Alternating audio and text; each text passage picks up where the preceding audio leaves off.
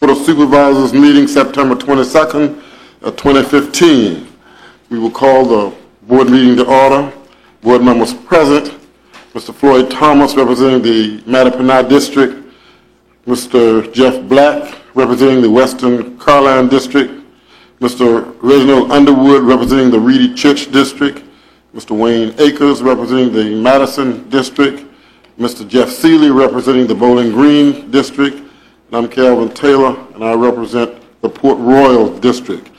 We will have our invocation, Mr. Underwood, followed by our pledge. We have 3 young people with us today, and if you don't mind, you could come forward after the invocation and lead us in the pledge. Thank you. Can we all stand, please? Most gracious and Heavenly Father, once again we come before you asking for your blessings, asking Heavenly Father to give us guidance as we do the business of the county. Heavenly Father, we give thanks to you again for all that you've done and all you're going to do. All blessings, all things we ask in your precious name. Amen. Amen. Amen. You may come to the mic, ladies and gentlemen.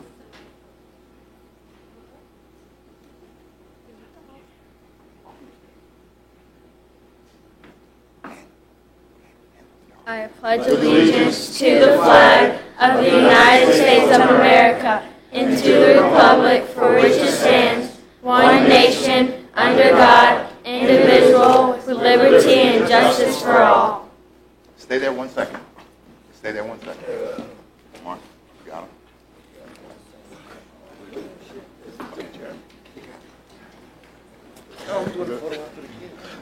Thank you, ladies and gentlemen, as well for the pledge. That takes us to the amending of the agenda. I believe we have several or a couple of amendments to the agenda. Mr. Cully? Mr. Chairman, members of the board, we'd like to add Gary Shaw to presentations. He has some issues with trash adjacent to the Corbin Solid Waste site and the Henderson notice of violation. We put him at the end of presentation reports. We have an item we want to remove from the consent agenda, item D, approval of the contract with acquisition of MB Auto property. And number 3, we want to add to new business is item 5A, extension of timeline for federal engineering agreement. Okay.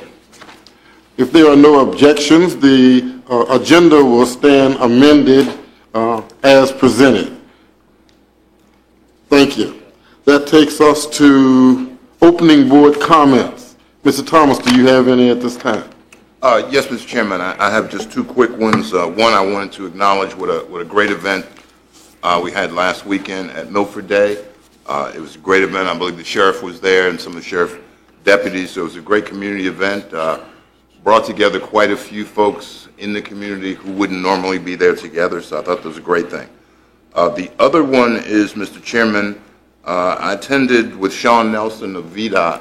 I attended the Belmont HOA meeting last week, and they are looking at traffic signs, way to make sure that roads are safe. So they're looking for some additional traffic signs, children at play, possibly a couple of more speed limit signs. From what VDOT said, that request has to come from the county. So after they make this as kind of a warning, after they make some sort of identification as to where the signs will be, I'll ask the county to just approve that application so it could run through VDOT fairly quickly. That's it, Mr. Chairman. Thank you very much. Thank you. Mr. Black? Yes, Mr. Chairman, just a couple. First of all, I just want to thank, speaking about Sean Nelson, VDOT has finished its study on basically 639, where basically the old Moore store, Caroline Grocery is. Because of the accident, they did a study as to the impact of what's going on with the road there, and they did come to the conclusion that that road, the curve in the road there, is very dangerous. So they do plan to put some rumble strips on that road before the curve, on either side of the curve, plus a sign that says warning trucks that tipping there is easy and a 25-mile-an-hour recommended speed. So I do want to thank VDOT for kind of that study. So we'll see where that goes. The other thing, too, of course, has been in the news. A lot of the stuff coming back on the cases. I want to thank the board for spending the money on the rate case and the surcharge case. dealing with Aqua Virginia back in the spring. I know it seems like a long time. The SEC takes a while to deliberate and decide these cases, for sure. But anyway, on the surcharge case, as it was reported in the media, Aqua was completely denied the surcharge. So there can be no surcharge on the bills for Aqua Virginia customers to pay for capital. As far as the rate case is concerned, the hearing examiner did recommend on that one. That one was less positive for the consumer. We found that out yesterday. The hearing examiner recommended to the commission that Aqua get 1.4 out of the $1.7 million that they asked for, which is an increase of 9.7%. I think I was talking to the county attorney that we do have time, I believe, to put comments in there because the commission makes the final say. So I'd like to talk to, obviously, our attorney about that. We need to put some comments in because 9.7% increase is obviously quite hefty when you start talking about bills, water and sewer bills in Bridlewood and in Lake Landor that are approaching $150, $160, $170 per month for a family. So I think that's something that we need to do as a county. So that's all. Thank you. Thank you, Mr. Black. Do you have any, Mr. Underwood? Just two, Mr. Chairman, well, three, really, Mr. Chairman. I want to thank Sean Nelson also from VDOT for completing a study on Route 30 and Jericho Road. Although the study didn't go the way I had anticipated, I wanted the speed limit to be reduced, but nevertheless, they did complete the study. Second piece, with the bike race that's coming up here in the county, I know many people from my district constituents thought it would be a good idea to close schools, but after looking at it with the superintendent, I think we now realize that there was a bigger impact to hourly employees and folks losing money other than just closing schools, as well as the educational impact. So I do thank the superintendent for explaining that to members of my district. Finally, there was an article in the Carolina Progress that said that about Mr. Thomas, and that we were simply blind sheep and that we were going to spend $98 million. And whoever wrote that, the gentleman, I can just tell him, bah, I'm not a sheep. Not a sheep. Thank you. Thank you, Mr. Underwood. Mr. Akers? Mr. Chairman, yes, I have a question in relationship to the way VDOT does studies on the roads. I wonder if we should not talk to the General Assembly, because to me it doesn't make sense. If we have a road that's narrow and people drive 55, and that's what VDOT, that's the way they do the studies. They consider if they're running 55, then they'll not put up a speed limit for 45 because people are going to run 55. Well, the sheriff doesn't have a chance to give those 55 speed limit people a ticket because that's the speed limit. But if we can get it reduced to 45, then he would be able to enforce the 45. It just doesn't make sense to me, and that's been the method in which they have worked under for many, many, many years, and it doesn't make sense to do that. So it appears to me that we need to try to talk to someone as to what can be done. Secondly, we used to, years ago, have members of the General Assembly come in and the board would discuss issues that we had and the fact that we wanted certain legislative changes. It stopped. Why it stopped, I'm not sure why it stopped, but it did. I would like to see us invite the members of the General Assembly, the Senate as well as the House, into our board meeting before they go to Richmond so that we can talk about and discuss some of the issues. I know that for a while it was scheduling, but this is September. We should be able to schedule them in sometime between now and the 1st of January when they go into session. So I'd like to see us do that. And that's pretty much it. Thank you. Thank you, Mr. Akers. Mr. Seeley? Yeah, I would just like to congratulate the Chamber on a great event for their crab feast last Saturday. I think a lot of people supported the Chamber, and it was great to see all the folks out. Unfortunately, I didn't win cornhole, but I did have 3 different partners that night, so I'll just leave it at that, but we did try. Thank you, Mr. Chairman. Thank you, Mr. Seeley. I would just like to thank Mr. Sean Nelson and people from VDOT. They were nice enough to come up to Twin Cedars. There were several citizens who had some issues, and with their driveways and some other things, and they were nice enough to come up and talk with them and offer some assistance in that light. So I would like to thank Mr. Nelson for that, along with the VDOT persons who came up. And I would also like to thank the Port Royal Ruritans for their invitation on last Thursday night to the Port Royal Ruritan meeting. It was very nice, food was excellent, and the questions were good as well. So would like to just say thank you to them as well.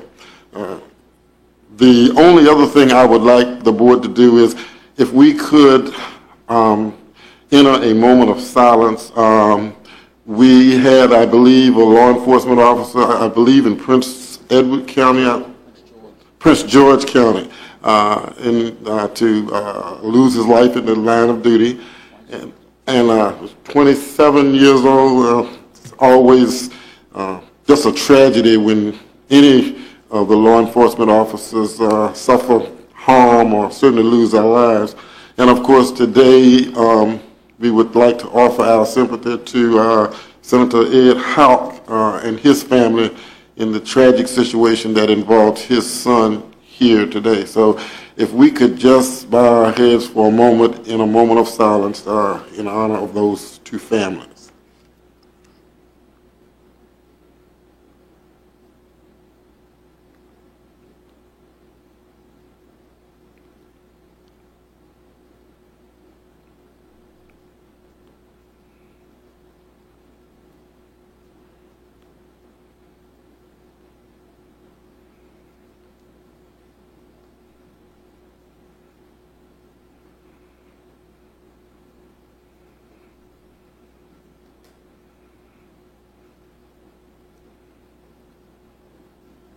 Thank you very much.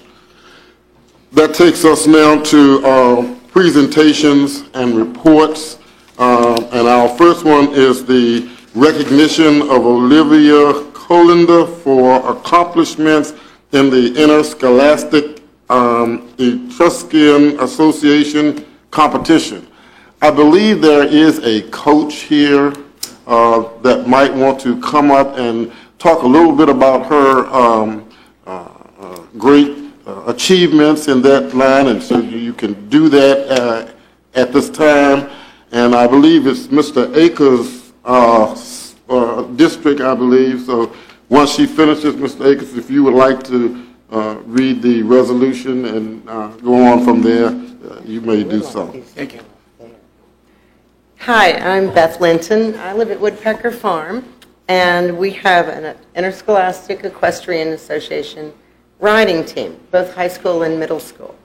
Olivia Colander here is on my high school team, and last year we won regional finals, which is Virginia and Maryland finals. Then we won zone finals, which is the first out of 5 states, and then that qualified us for nationals.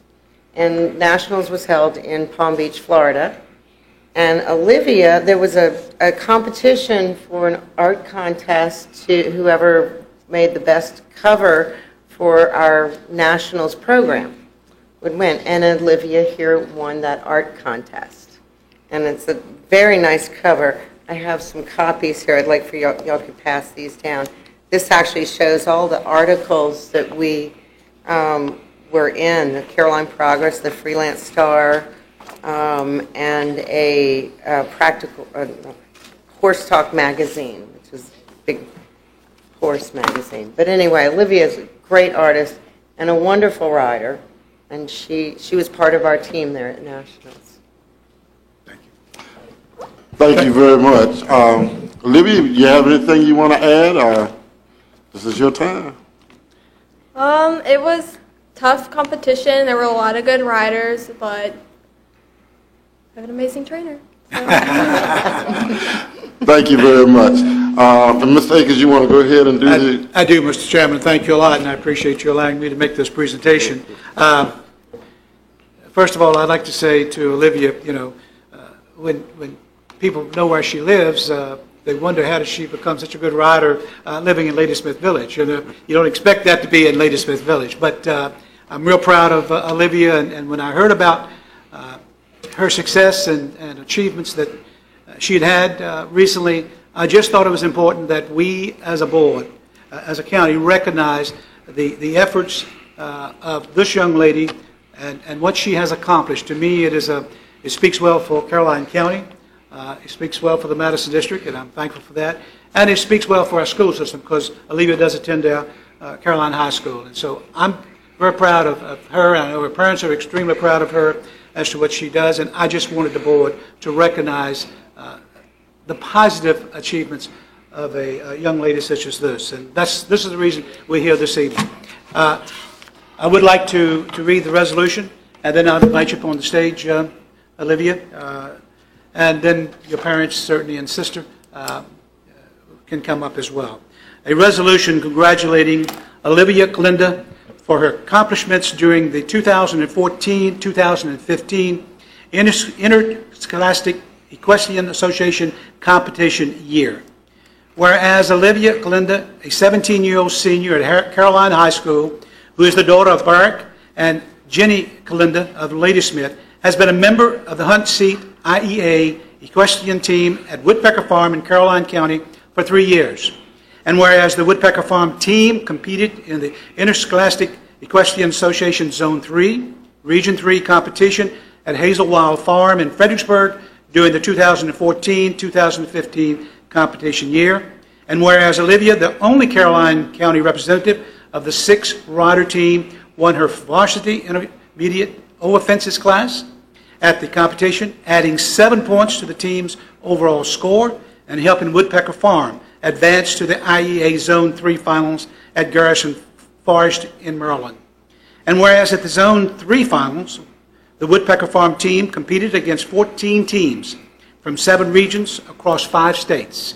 And Olivia again won her varsity intermediate over fences class against 13 other riders. And whereas the 7 points she earned that day helped the team win the Zone 3 finals and advance to the Nationals in West Palm Beach, Florida, where they competed against the top teams from across the country and had a wonderful experience that they will never forget. And whereas Olivia's accomplishments are very impressive and have brought credit and positive recognition to Caroline County. Now, therefore, be it resolved that the Caroline County Board of Supervisors hereby congratulates and commends Olivia Kalinda for a job well done and extends its best wishes for continued success in the future. Adopted this 22nd day of September 2015, Charles Cully, Clerk, Calvin B. Taylor, Chairman. Olivia, if you'd come forward.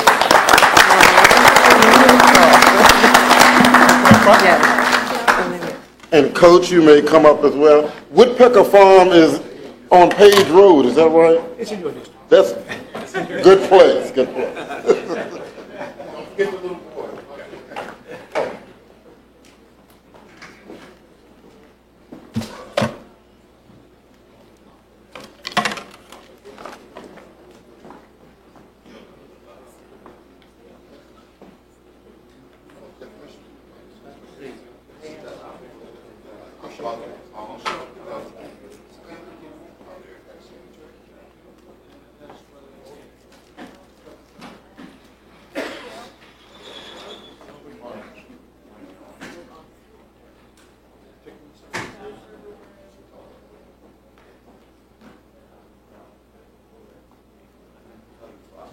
So this doesn't.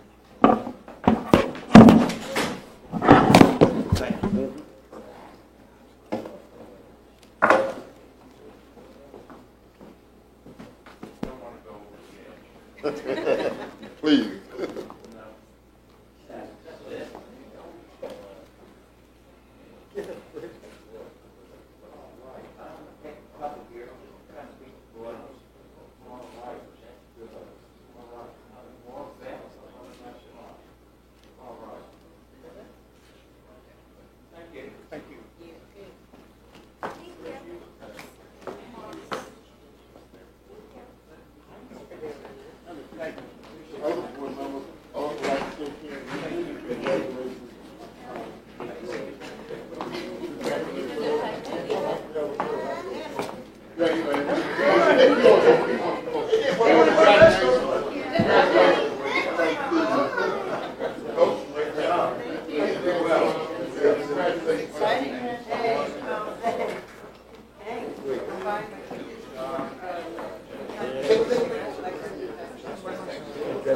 surprised you didn't. Yeah, I am too. They would have said we were All shooting. right, you owe me some money. I said, fine. You owe me some money.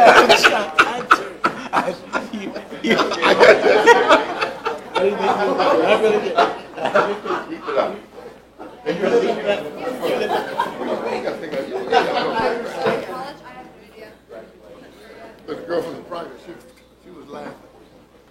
All right, good luck to you. Good luck to you.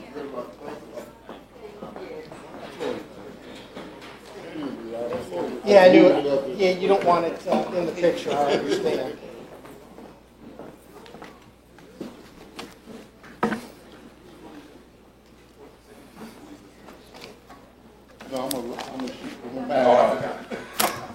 Okay, that takes us to our second presentation report from Caroline Middle School History Club, Sarah Gibson and Ruth Judd.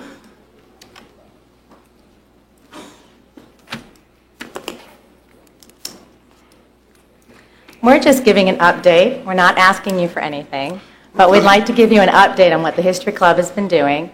And the first thing we want to update on is our yard sale, which Laura will tell us about. We are hosting a yard sale at Caroline High School on October 10th from 9 to 2 in the student parking lot, and we are in the teacher parking lot, and we are selling tables for $15. And we're doing this to raise money because our next project in the garden is to get little plaques for the posts of all of the major battles that America was involved in the Korean War.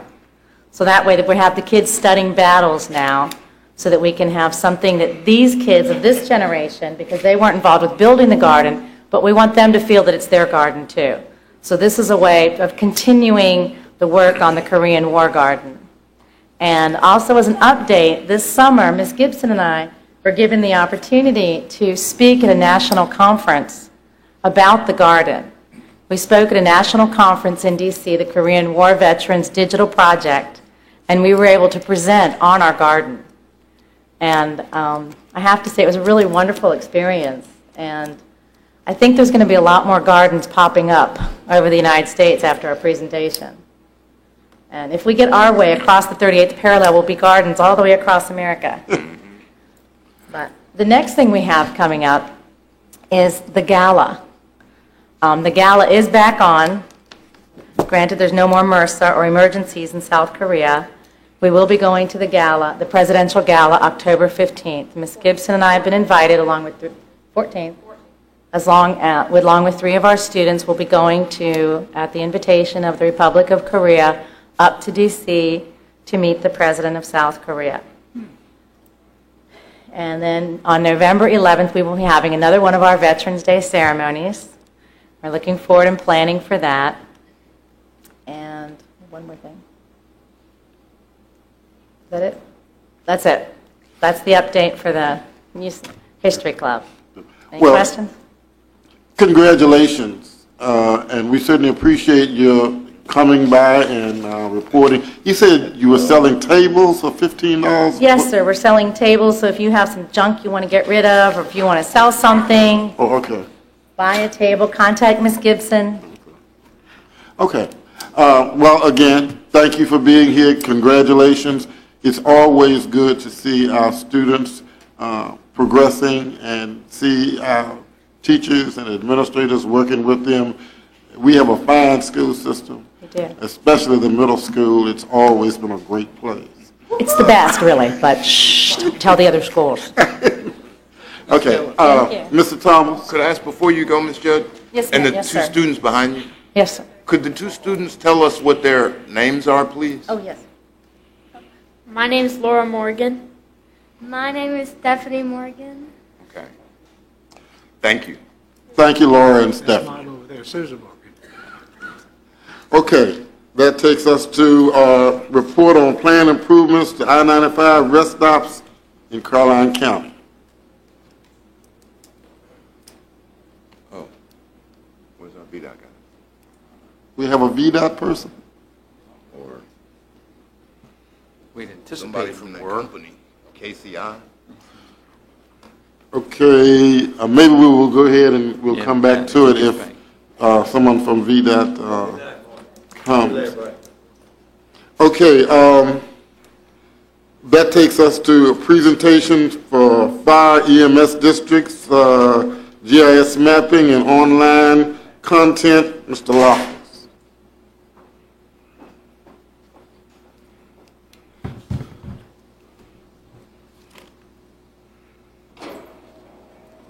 Good evening. Good evening, sir. Before you tonight, we have a brief presentation on the outcomes of the Fire Rescue GIS mapping project. This evening, I'll be asking the board to consider adopting officially the new fire rescue districts. I'll also be asking for your consideration on a drive time map. Turn that on. On a drive time map that will show people time to service. So as people move to the county, they understand what the expectation is in a rural community. Got to wait for the projector to come on.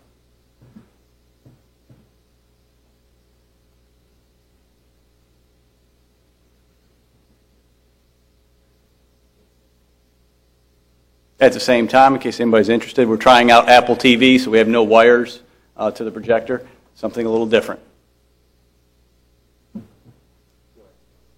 It's working just fine. Got a peanut gallery back here. Oop.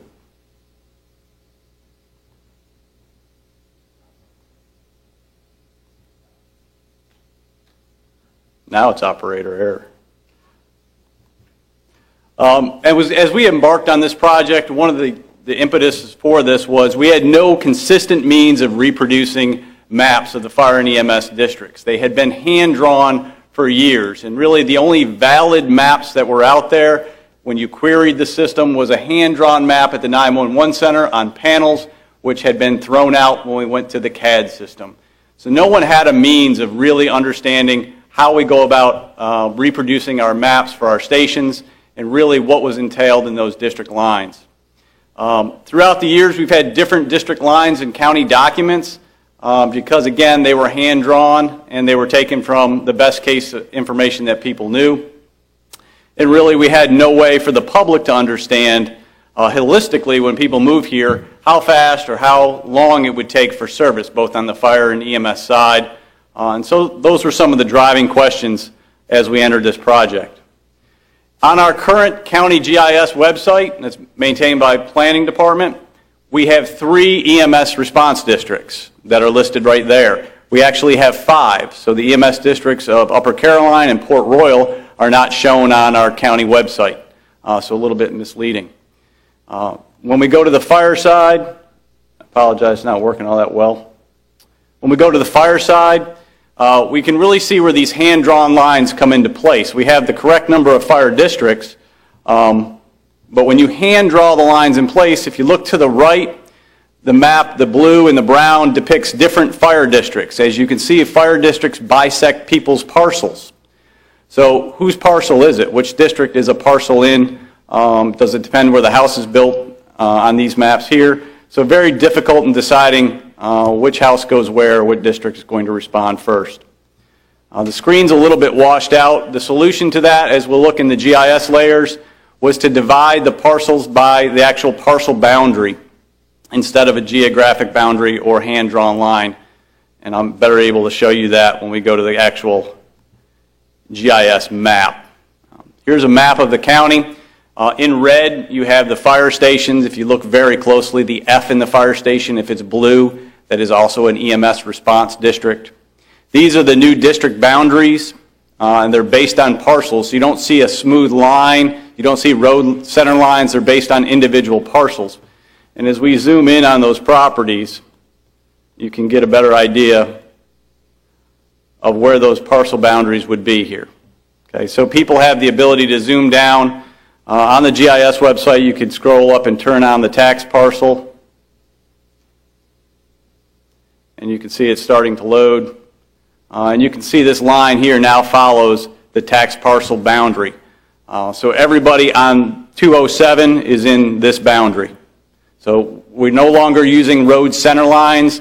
One department doesn't have the right side of the road, and one department doesn't have the left side of the road. Whoever can cover the road the fastest will have both sides of those parcels. Because so many documents use the official Fire and EMS boundaries, I would ask the board consider at this time adopting these boundaries as the official boundaries for the county, or answer any questions. Chief, you went over these boundaries with the command staff and all the district chiefs, so they've all seen this and are on board. Yeah, these boundaries have been vetted through the career and volunteer staff. They're several months old. The boundaries came about, too, I think it's important that you know, through an analysis of drive time, and then we're going to talk about that in a minute, but the changes in the boundary lines were based on who can get to an area faster. So computer modeling was done using our road speeds from VDOT and our truck movement to see which apparatus could get to those areas, and those boundaries were tweaked in very small amounts. The biggest change in the boundaries came with Caroline Pines. Caroline Pines is faster from Frog Level than it was from Ladysmith Rescue. The other thing was we aligned the fire and rescue districts where we could do that. For example, Caroline Pines was in Frog Level Fire Department's response area, but it was in Ladysmith's rescue area. So we, again, aligned those where it made sense and who could get there faster, and that's where these boundaries came from.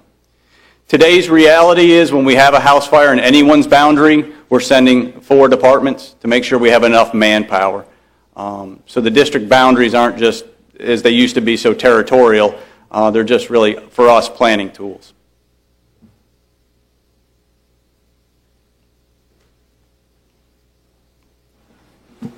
Okay, and board members may have questions. I guess one of the questions that I have is the boundaries that are set. Is there a way for citizens to know about the boundaries and who is going to be responding should there be an emergency? Yeah, what we'd like to do is for you to adopt them officially, and this data set will then be moved over to Planning Department. The Planning Department will have that on the GIS site. So they can drill right down to their property, their individual parcel, and see which rescue company's coming and which fire company's coming. Okay. And it will be correct versus what we have today. Okay. I guess, but what I was thinking, the board members, most of the board members, or all the board members have district meetings. And it might be a good idea if someone may could attend some of the district meetings. A lot of times you don't have a lot of people at the meetings, but that's about the best way that I can think of. Because I don't know how the other board members feel about it, but I would personally like to have a demonstration done at Port Royal or maybe at Upper Caroline, because I know one of the questions was the response time to Portabago Bay. And I don't know, I know that there are some things that have to happen in order to improve that, and I understand. But certainly this might be an avenue to get citizens involved and to get them to understand just why it is that it takes a while to get there or how long it takes and so forth. I'd be happy to come and talk to them. Okay. Does any other board members have questions? Now, you asking us to approve the boundary lines that you've set. That's correct. To make them the official boundary lines of the county for fire and EMS so that we can use those in official documents. Put them on the website, the GIS site. Okay, Mr. Akers and then Mr. Seeley. Just want to make sure that the area rescue squads and fire departments in each area understands, and you say that they have been approached, they've been given the demonstration, and they've all bought into what you're wanting to do. I just think it's important that we do that. Secondly, I'm not sure, because it was my understanding, and maybe that's not the way things work now, that during the day, for instance, you would have paid people in, let's say, Bowling Green and Ladysmith or some of the other stations in Frog Level, and regardless of where they had to go, it had to be out of one of those 3 stations, because the chances were that say Port Royal was not going to have anyone in their rescue squad facility in order to run calls. We're still giving them an opportunity to answer the call, but one of the staffed units will be dispatched when they're not staffed. We use a status management today, and you're correct. The stations that have career staff are up on the CAD. They can see them. So if there's a call anywhere in the county, it's the closest station that's going to go. But we also have to, in my opinion, alert the volunteer station that is in that geographic area. So even though Port Royal is not upstaffed, they don't have any volunteers or career staff, that we still tone them out to see if they can get a response from home, and sometimes they do, and that Bowling Green unit is then sent back. Okay, so, but what you're saying is, like in Caroline Pines, you mentioned Caroline Pines in specific. In the past, Ladysmith Rescue serviced those calls, That's correct. and now it's going to be the Frog Level Rescue Squad's going to service those calls. That's correct. And the reason for that is Less it's faster. time. Yeah, Yep. yeah, okay, makes sense. Thank you, Mr. Chairman. Mr. Seeley. I just wanted to make sure that all the volunteers had actually seen, understood, because nothing I hate worse than for us to approve something and I get a call, we're not sure we agree with it or we haven't seen it. Yeah, they've had this, the data was pushed out in January. We had the last information meeting on this in June with no comments. We're able to print accurate maps now for each of the districts, and they were all given maps of the changes. So no comments came back, and this is a pretty old topic for us. Just getting it on your agenda took a little while, but they have been vetted. They have the maps of those changes, both on the fire side and EMS side. In some areas, for example, Sparta, none of their lines changed. Port Royal, none of theirs changed. Okay, sounds good. Okay, I just have one other, did any other board member, I'm sorry, Mr. Thomas? You want to finish first? No, go ahead. Chief, the reality is that the citizens, this particular project really doesn't have anything to do with the citizens. Once I call 911, doesn't matter where they come from, so citizen response will still be the same. The reality is this is just a planning tool for you, your staff, and then of course the board as it relates to budget. Correct. Right? Okay, so have we planned for all of the future stations we're going to have in the county? Yes, we're trying to get these adopted, and we'll work down to that future, but we have those for you tonight to see as well. Okay. Yep. And the last thing is, I didn't remember us buying any Esri software. Did we rent this, or? This is part of our project. They're allowing us on their site. Okay. This is their site. I'm a user on their site for this project. The data set then will rely, we do have an Esri product in Mike's office. Angelin Crowder ArcInfo? does that for us. ArcInfo? The full-blown one? Subset? Okay, because they're shape files. And, They are. And when you said shape files, I knew who it was. Yep. All right, so I wanted to make sure we weren't using the software and all of a sudden it would disappear based on a user agreement.